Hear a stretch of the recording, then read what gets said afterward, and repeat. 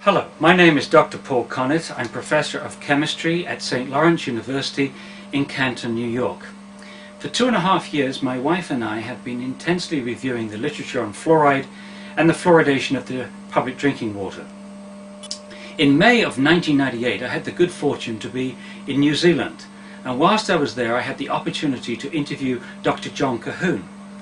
Dr. Colquhoun was the former Principal Dental Officer for Auckland, and he had been an avid supporter and promoter of fluoridation in New Zealand for many years. He has subsequently changed his position, and I urge you, if you know anybody, doctor, dentist, neighbor, anybody who is pro-fluoridation, please get them to look at this videotape. Hopefully they too will change their position.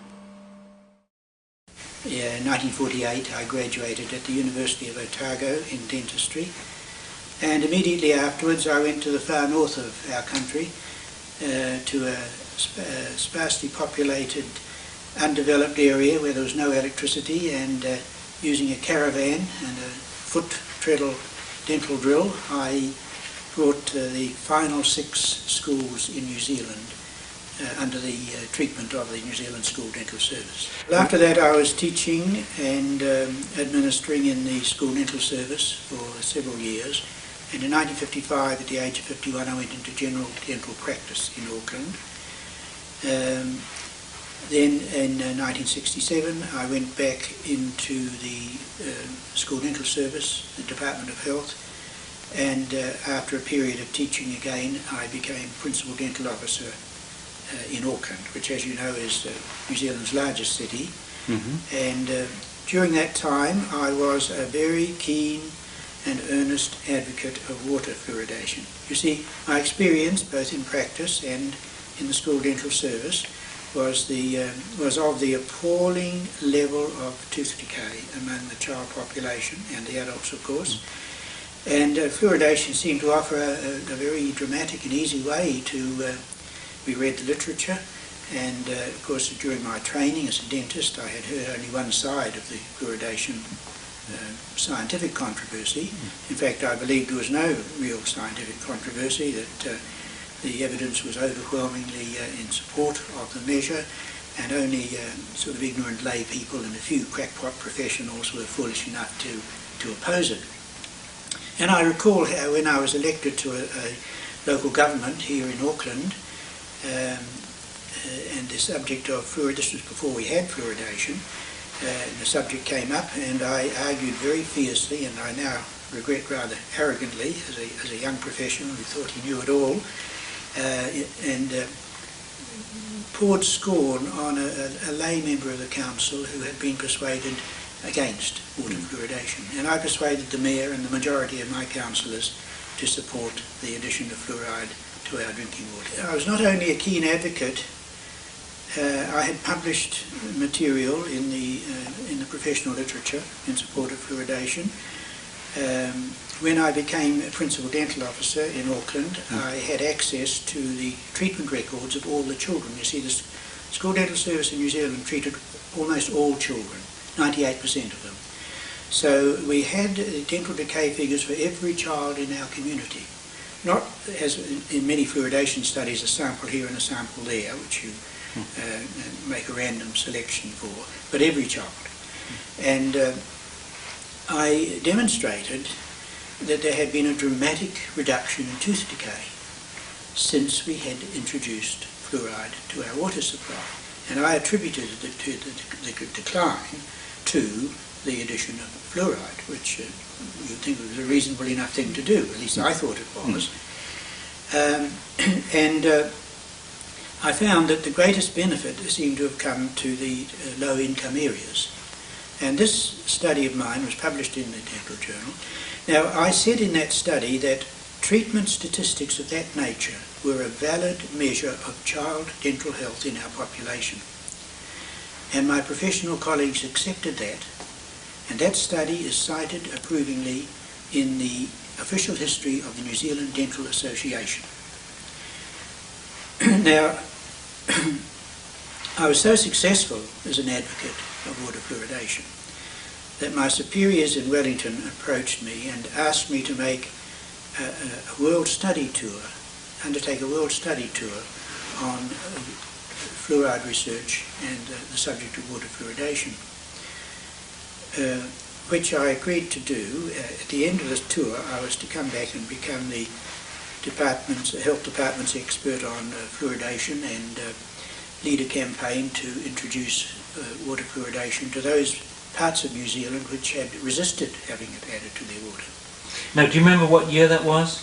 That was 1980 that I went on the World Study Tour. Okay. And which countries did you go to? Well, I went to Australia, North America, Britain, several European countries, and Asia. So I was away 4 months. Mm-hmm. Now, I should explain that before I left, my superiors confided to me some worries they were having about the effects of fluoridation in New Zealand. You see, that from the records they were now gathering, as I had earlier gathered in Auckland, the treatment records of children in New Zealand, they were very surprised to find that tooth decay was declining as much in the non-fluoridated places as it was in the fluoridated areas. But they felt that if they started to collect more comprehensive data, figures for every child, instead of as they had been collecting samples from different communities, that this would show that there was a better state of oral health in the fluoridated areas than the non-fluoridated areas. They agreed that it wouldn't be the 50 or 60% difference which we had claimed would result from introducing water fluoridation, but that there would be a significant difference nonetheless. Now, I accepted that readily, being a keen pro-fluoridationist, and when I went on the tour, I found the same thing was happening in other countries. It was confided to me that there wasn't the difference between the fluoridated and non-fluoridated areas which they expected. But again, they felt that more thorough and comprehensive surveys would show that there was a significant difference, because they were convinced, as I was convinced, that fluoridation must be the most effective way to reduce tooth decay. Now, when I returned home, I was expounded the views of the researchers I met. They thought, as my superiors in New Zealand had thought, that the decline in the non-fluoridated areas must be due to the increased use of fluoride toothpastes, fluoride supplements, clinical uses of fluoride, and we had done all these things in New Zealand in the school dental clinics. And this satisfied us that the lesser difference was due to that, and that we were sure we could show that water fluoridation was better than these other methods. Of course, when we had been advocating fluoridation, we had told the public that water fluoridation was the only way to effectively reduce tooth decay. However, we satisfied ourselves with this argument. Now, I realise now, of course, that I and my colleagues were doing what professionals have done throughout the history of science when their pet theory is suddenly challenged with evidence which is embarrassing to them. We fell over backwards to explain away the evidence. Now, when I got back, I was duly appointed chairman of a National Fluoridation Promotion Committee, and our task was to see that all New Zealand was fluoridated as soon as possible. Now, to do that, of course, I had to gather information and data, and the first thing I did was to have a look at the treatment statistics that had been gathered from my own district compared to the non-fluoridated part of the district. And these new statistics, incidentally, were collected while I was away, When I got back, I had a look at them. And to my astonishment, there were fewer fillings needed in the non-fluoridated part of Auckland than in the fluoridated part. Fewer fillings, yes. Which, as you can imagine, to a keen fluoridator, that caused some concern. So I contacted the districts to the north and the south of me and asked the principal dental officers there for their figures which had been collected. And they showed the same picture. It wasn't such a big difference, but the teeth were slightly better in the non-fluoridated part of the district than in the fluoridated part. So I then decided to ask my superiors in Wellington to supply me with the figures for the whole country which they had collected, as I knew when they were away, and these figures were sent to me. The treatment statistics for all children, all 12 and 13-year-old children in New Zealand, from every health district in the country.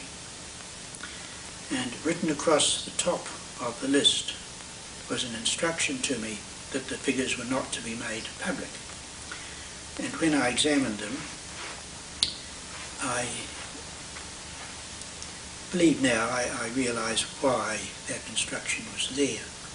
In most of the health districts of New Zealand, the percentage of children who had perfect teeth had required no treatment at all. That percentage was greater in the non-fluoridated part of the district than in the fluoridated part.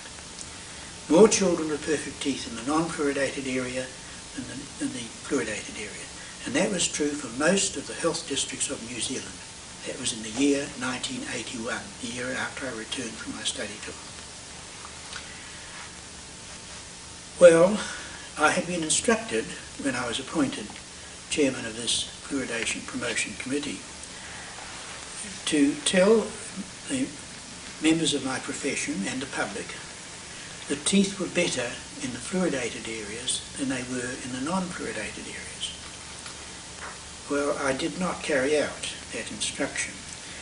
Instead, I wrote to my colleagues in North America who had told me that they were carrying out similar large-scale surveys and asked them for the results of those surveys. Now, would that have been the National Institute of Dental Research? Yes. Okay. Yes. I had interviewed them when I was there, and they told me that they felt sure that this new survey would show the benefits of fluoridation. Incidentally, they were never published at that stage, and they didn't answer my letter. Years later, of course, Dr. John Colquhoun in America used the official information legislation in America, Freedom of Information Act. Freedom of Information Act, yeah, to extract that information.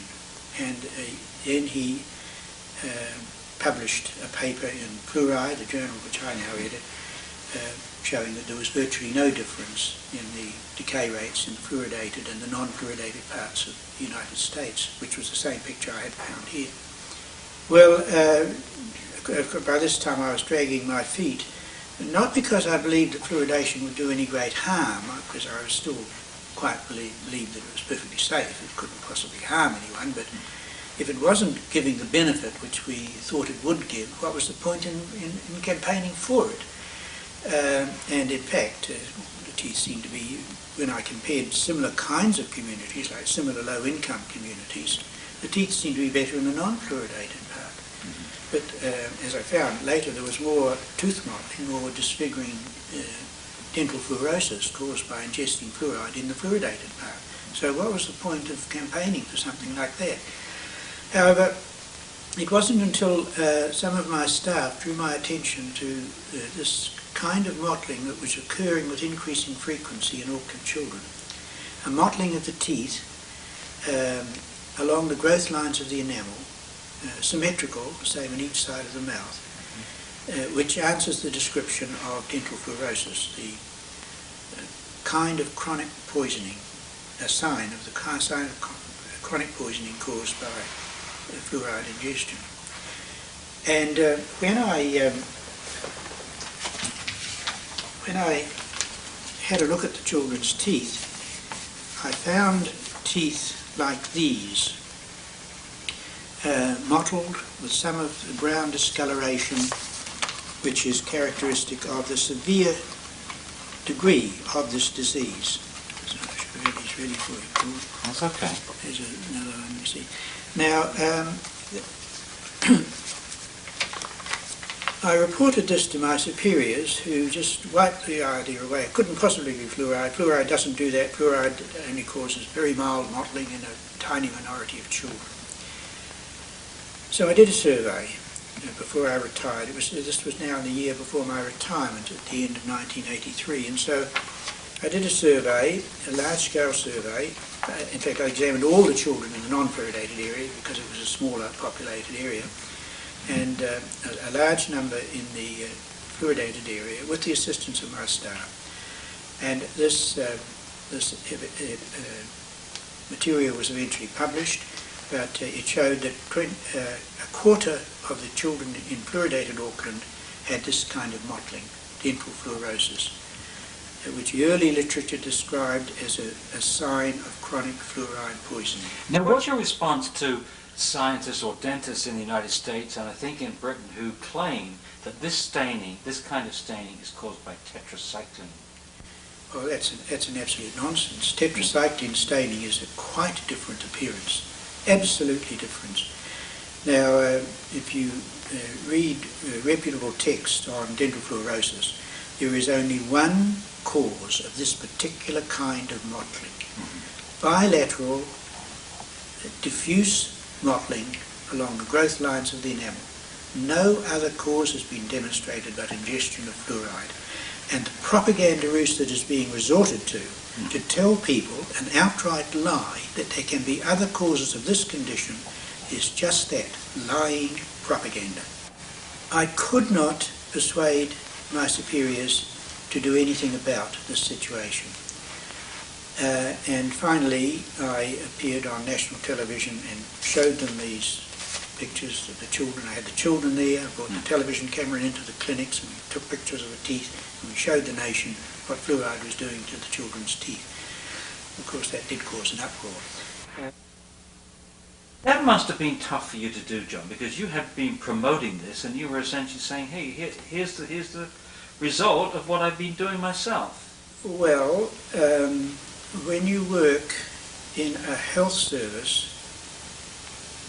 and promoting the health of children, and in my case the oral health of children, and you suddenly discover that what you've been doing has been poisoning those children, that was the crucial point in my career when I became publicly opposed to water fluoridation. I then went on to study other aspects, and I learned that there are many other harmful effects for which there is a great deal of evidence, perhaps not conclusive proof, but if there is strong evidence or even the possibility of other forms of harm, how can you possibly justify advocating giving a dose to everyone in the community, old people, young people, infants, the whole lot, in the water supply, when there is some possibility of harm as well as this mottling of the teeth?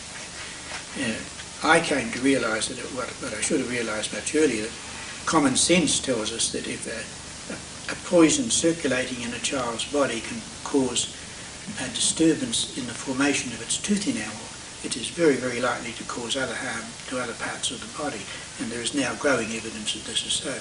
Now, I was now publicly opposed to fluoridation. I had retired, and I wrote to the Auckland Regional Authority, which was the authority responsible for our water supply, and I stated in a letter that I believed it is possible that the damage was not only to the children's teeth but to their bones, to their skeleton.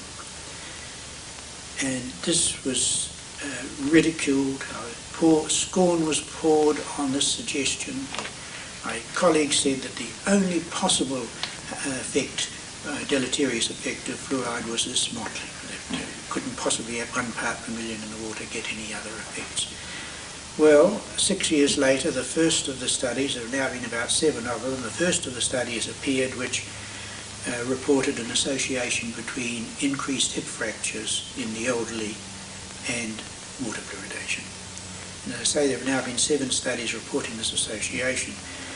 And what has surprised me most, Paul, is the stubbornness with which my colleagues cling to their belief. Not all, there are some honourable ones who have stated they would and changed their stance, but they don't get much publicity, and the majority of the profession are still thoroughly committed, almost like a religious belief, to belief in this procedure of water fluoridation.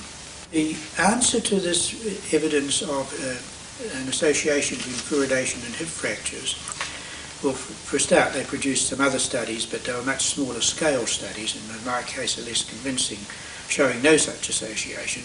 But they asserted that an association doesn't establish a cause. And these were only, they said, epidemiological studies, which cannot be taken as proof that fluoridation is causing this condition of increased fractures. But I found that appearing at about the same time, there were clinical studies showing that fluoride, when used in an attempt to treat the condition of osteoporosis, that's the rarefaction of bones in mostly elderly women, that carefully controlled clinical trials had shown that fluoride did cause more hip fractures in these patients who were given the fluoride. So we know that fluoride is only partly excreted. Any fluoride you taken is partly deposited in the bones and the rest excreted. And over a long period of time, the levels of fluoride in old people's bones have been shown to be the same as occurs with this treatment for osteoporosis, with higher doses for short periods. So there is evidence of a causative link. There's long been a debate about the possible cancer-causing effect of fluoride.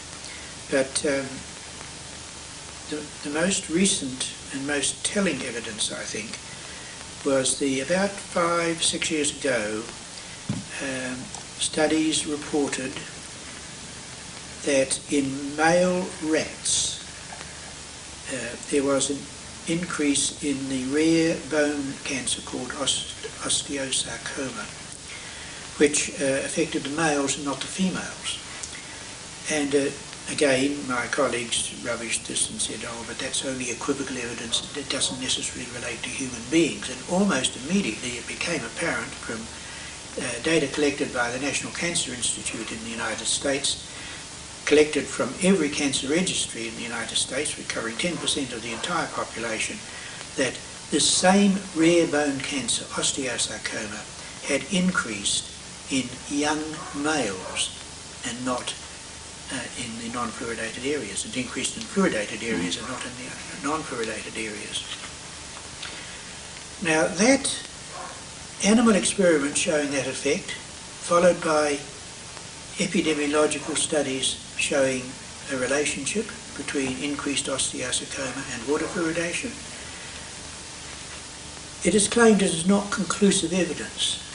Well, maybe it's not. No, it seems pretty strong evidence to me, but even if it's not conclusive, it has to be admitted that the possibility is there. Now, I know mothers whose sons have died from osteosarcoma, teenage boys. Is one death of a teenage boy from osteosarcoma an adequate exchange for saving a part of a cavity in a child's tooth? And I think when you put that issue to the lay public, they're mostly common sense people, and they say no. If there's the slightest possibility of harm, we shouldn't be adding it to the water, even if it does prevent cavities for which there is now considerable doubt. Just to follow up on the osteosarcoma story, I understand that I think it was Dr. Colquhoun in New Jersey did a 7-county study and a 3-county study in New Jersey, and they found a considerable increase. 3 to 7 times more osteosarcoma in the fluoridated areas of New Jersey than in the unfluoridated areas. And yet Dr. Colquhoun, who is a public health official, went on to say that this is not conclusive evidence and we should carry on with fluoridation. Now, when we point out this evidence that there has been this association, our opponents reply by saying, oh, but the authors who produced this data said that we should carry on with fluoridation. But that is the opinion of those authors. The data presented by those authors which cannot be evaded, will be interpreted differently by a person who's not a keen fluoridationist. And actually, again, common sense tells us if there is an increase in osteosarcoma in fluoridated areas, and animal experiments have indicated a link, a causative link, it amazes me how we can carry on adding it to the water supply. I do know instances of professionals who have confided to me that they agree with me, and then later on I find them taking a public pro-fluoridation position. And the intimidatory pressures are very strong.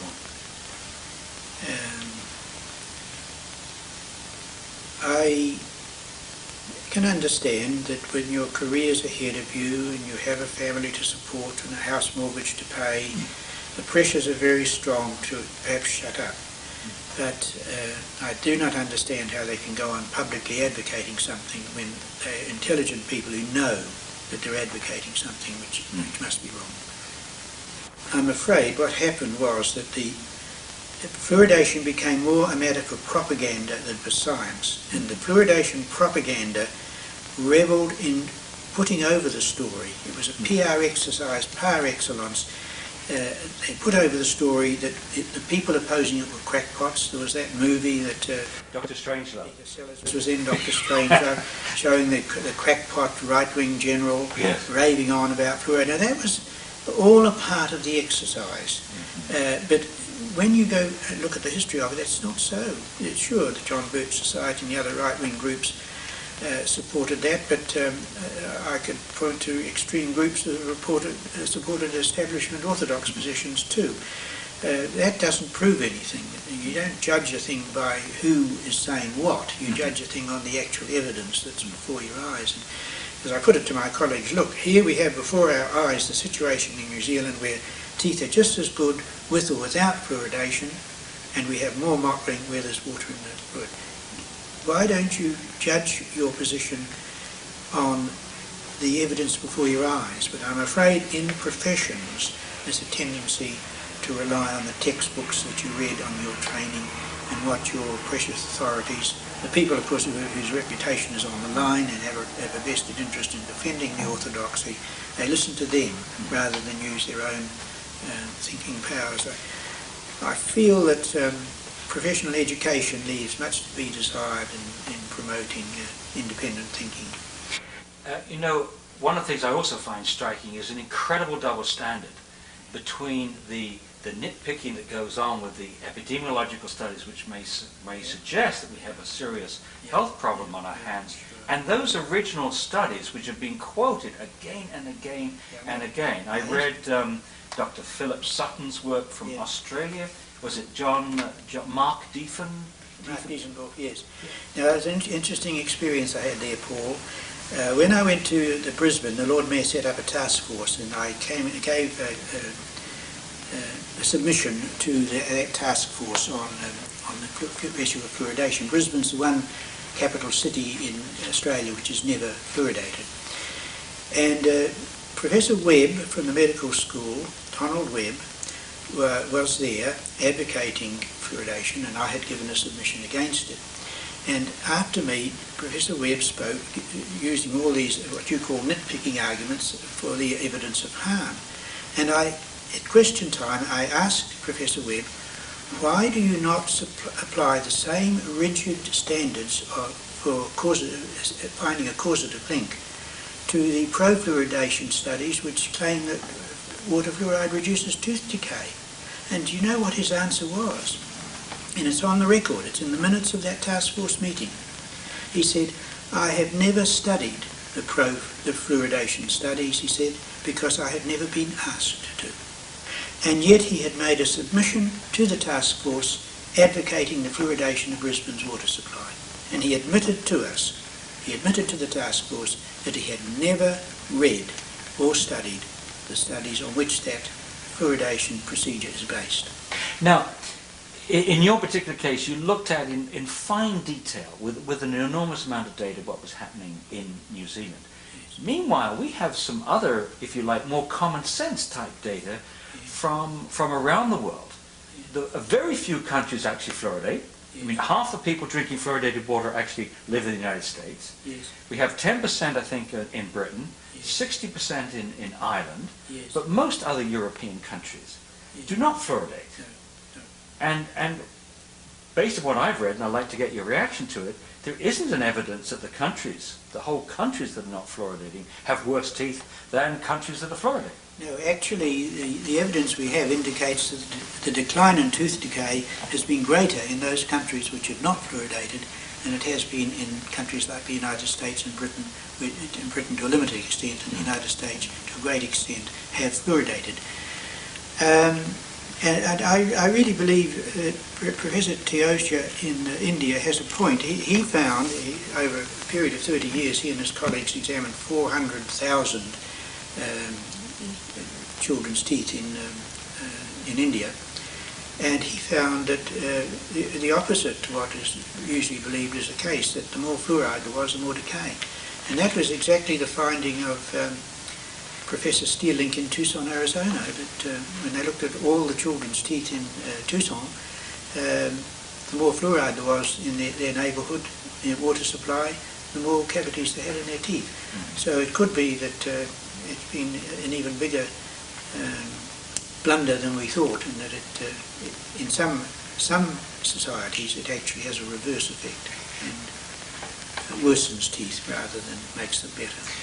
Well, now I'm hoping that citizens who get hold of this videotape in the United States and possibly elsewhere, who are dealing with dentists who go in front of the public and say fluoride is definitely good for teeth and there is no evidence whatsoever that it causes any health problems.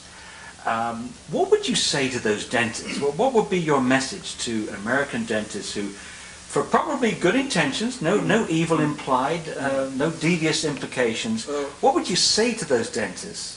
Well, some opponents of fluoridation get very angry and say they're liars because it's obviously not true that there is no evidence. There is evidence. What they mean is that there's no convincing evidence to them. But to say there's no evidence, of course, is untrue. But I think they, well, as I once was, they're sincerely misled and misguided, and they really believe in. But if you cross-examine them and they don't like that, they always run away from debate. One hallmark of the fluoridationists is they run away from debate. I didn't when I was a fluoridation. I seemed to get away with it, but I wouldn't like to be doing it today because the evidence has become much stronger against fluoridation than it was when I was young. I think that the professional education they receive conditions them to accept their authorities rather than make independent judgments themselves. You know, they're taught that this is the accepted orthodoxy. This is what our experts say is the case, and it's a state of mind which I think shows a defect in the nature of our professional education. I think the American Dental Association and the American Medical Association are about to face a massive loss of credibility because of their stubborn support of orthodoxies that are long overdue, long past. You haven't asked me anything about the Hastings fluoridation experiment. Oh, well, yes. Okay, well, tell us about the Hastings fluoridation. Well, that was interesting. You see, fluoridation started in my country following an experiment. It was first of all called, later it was called a project, but because people in Hastings didn't like being experimented on. But the Hastings fluoridation experiment was started in 1952. It started. The fluoride was added to the water supply there in late 1953 or 54. There's a little debate about when it started. But the experiment was reported in the New Zealand Dental Journal and is now cited in all the textbooks around the world, one of the pro-fluoridation studies. And of course I had believed it. It showed a dramatic up to 70–80% reduction in tooth decay after the introduction of fluoridation. But when I got to the stage where I was re-examining the whole situation, because I was convinced that fluoridation did more harm than good, I used our official information legislation to get from the health department their files dating back to that period and right up to the present. The fluoridation files of the New Zealand Department of Health. And I must say that was one of the biggest surprises in my life when I read them, because they revealed that in carrying out the experiment, the school dentists in Hastings had been instructed to change their method of diagnosing tooth decay. Now, the initial exams were done under the old method of diagnosis, when the teeth were heavily filled, and immediately the experiment started.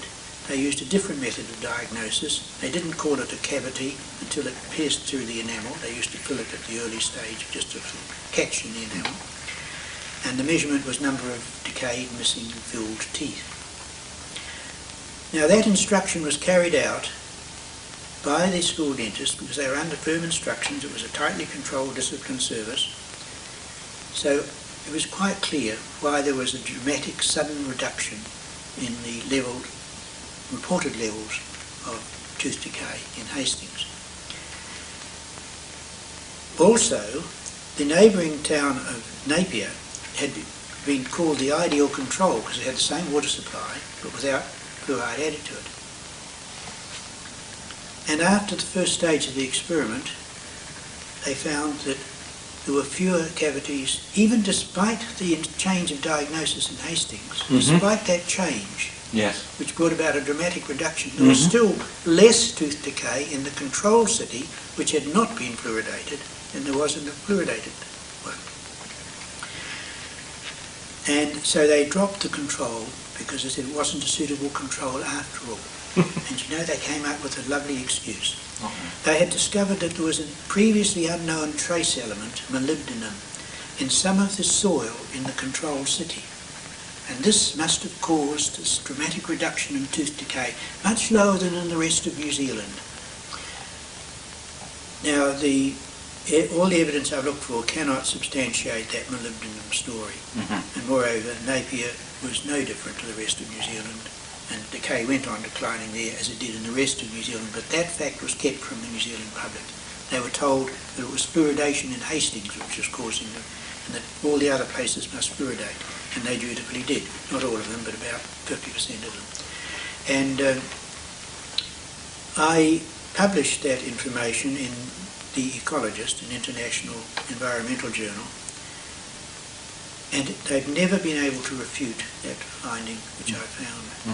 It was, in effect, a rigged experiment, and that leads me to wonder how many of the other early fluoridation trials were carried out under similar circumstances. The person who carried out the experiment, now dead, it came straight from the States, where he'd been taught there how to carry out fluoridation trials. Came from New Zealand, took over in Hastings and finished the experiment. The person who started the experiment in Hastings, Dr. Eric Hewitt, had said at the outset that he had an open mind and he wasn't fully convinced by the evidence from the United States. And the chairman of the committee which supervised that experiment, an appointee of the New Zealand Dental Association, said to me, and I interviewed him, "John, we had to get rid of Hewitt." And there are letters by him saying Hewitt was not a fluoridationist. Now, so Hewitt resigned and the trained fluoridator from the States took over. Wow. So if that was a jack-up, it was a contrived result, if anything was, and it's been shown to be so.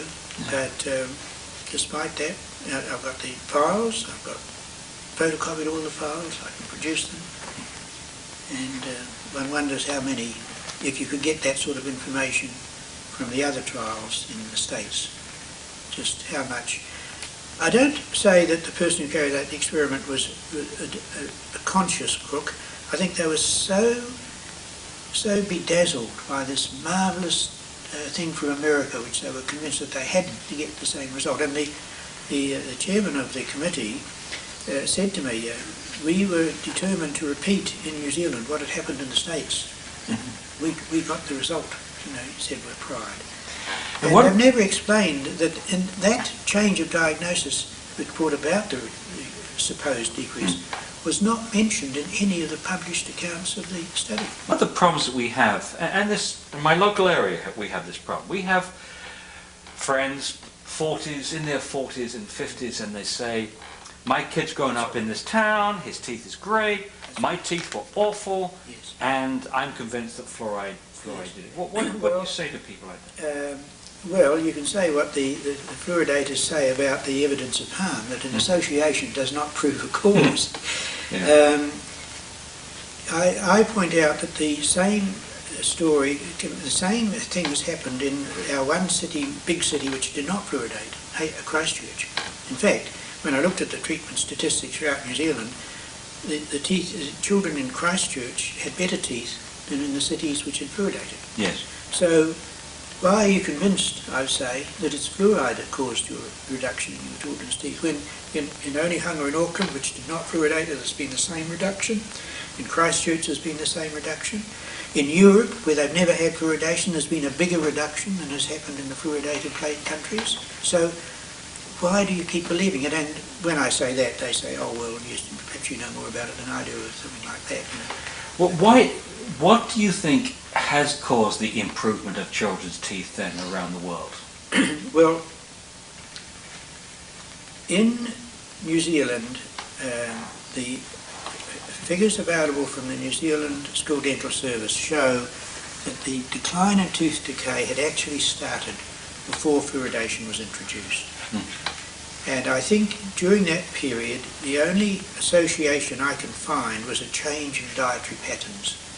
The introduction of household refrigeration meant people were consuming more fresh foods than they did before.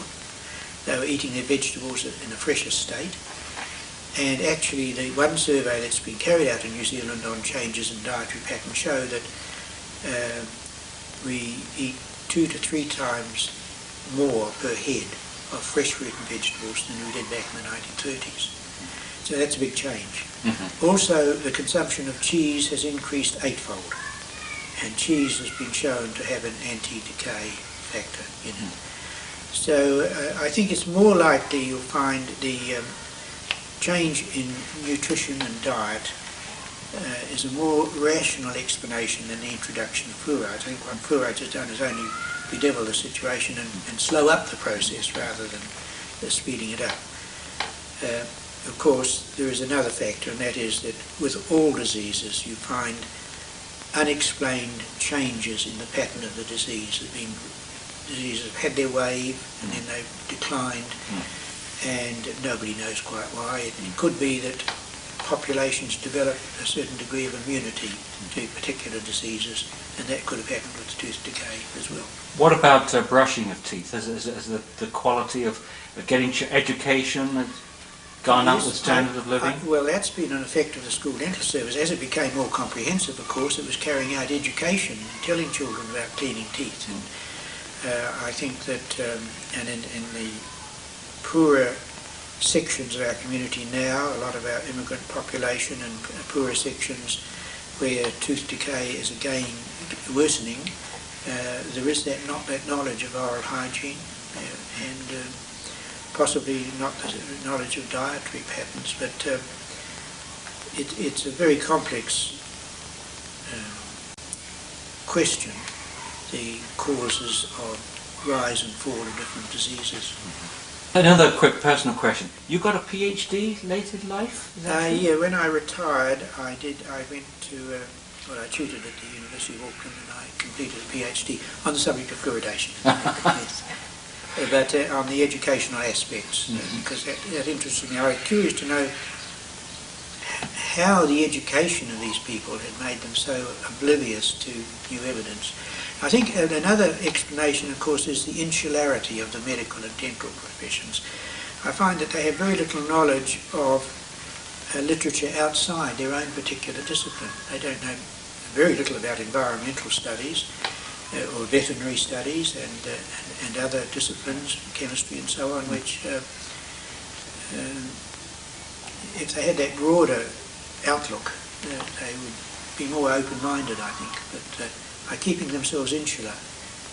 It's a bit like a religious sect which reinforces itself by meeting within its own little cliques and reinforcing each other. You've mentioned fluoride and the International Society for Fluoride Research. Tell us a little bit about that organization, how it came about, and the journal Fluoride. Well, the International Society for Fluoride Research was founded by a group of international researchers, mainly under the instigation of Dr. George Warbot. It was in 1967, I think, or 68. The first journal came out in 1968. And these scientists were aware of the need for international communication because there was a lack of communication. And it has persisted continuously since then, publishing research. It is listed in all the scientific indices, like the only one it's not in is Index Medicus, and its database, of course, is Medline, which is the one used by most English-speaking medical people.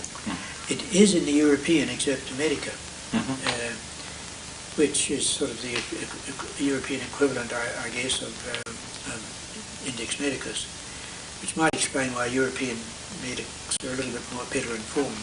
But the thing about Medline is it's controlled by the United States Public Health Service, which is a partisan in the fluoridation controversy. Oh, very strong. And they have never given a reason for excluding fluoride from its list of journals. So I think it's the situation was a kind of censorship, really, but I think it's being got around now because with the new computerized databases you can search for all the indices in one go, and so even though Medline excludes something, you'll get to pick it up somewhere else.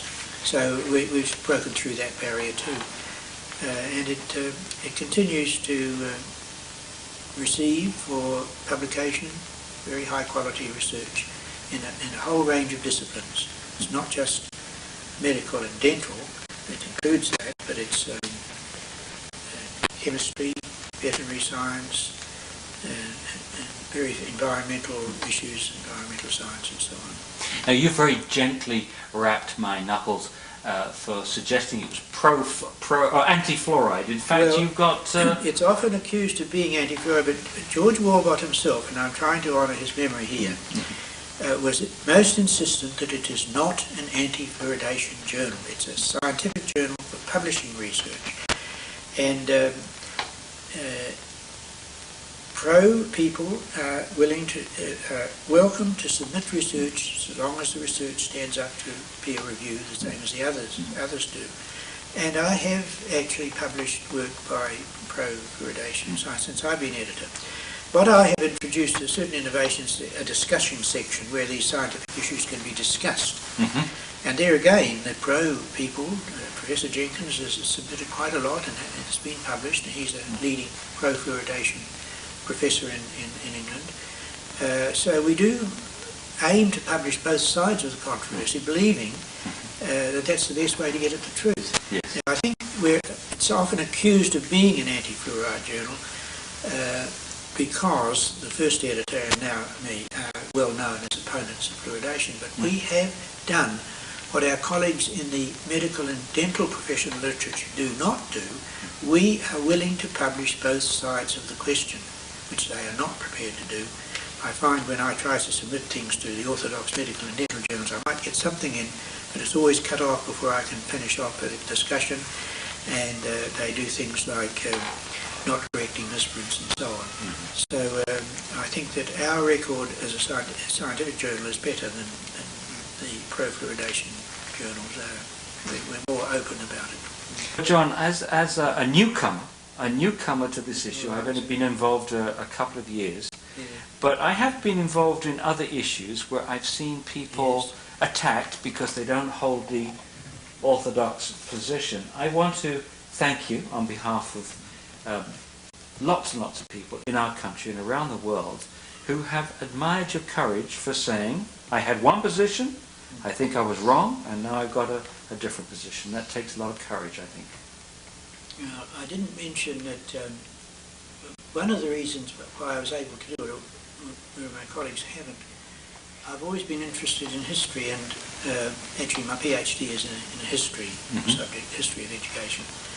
And it was long after I graduated in dentistry, I also finished degrees in history studies. And my special interest was the history of science. And that is, of course, is riddled with examples of orthodoxies being eventually overthrown and examples of the rigidity of those who adhere to orthodox positions. And I think that helped me to examine my own conduct. And I suddenly realised, look, you're just behaving the same way those fellows way back in the days of Copernicus were behaving. And so I went back to square one and just pretended I wasn't pro-fluoride. I looked at the evidence afresh. But it seems that medical and dental graduates, by and large, are not capable of doing that. And a lot in other disciplines too, I'm afraid. We're a minority who are prepared to re-examine. But I think all scientific progress really depends on those who do the re-examining. Otherwise, where do you get? Well, John Colquhoun, thank you very, very much indeed. I hope I performed all right. You have done wonderfully well. And what has surprised me most, Paul, is the stubbornness with which my colleagues cling to their belief. Not all, there are some honourable ones who have stated over and changed their stance, but they don't get much publicity, and the majority of the profession are still thoroughly committed, almost like a religious belief, to belief in this procedure of water fluoridation. Intimidatory pressures are very strong.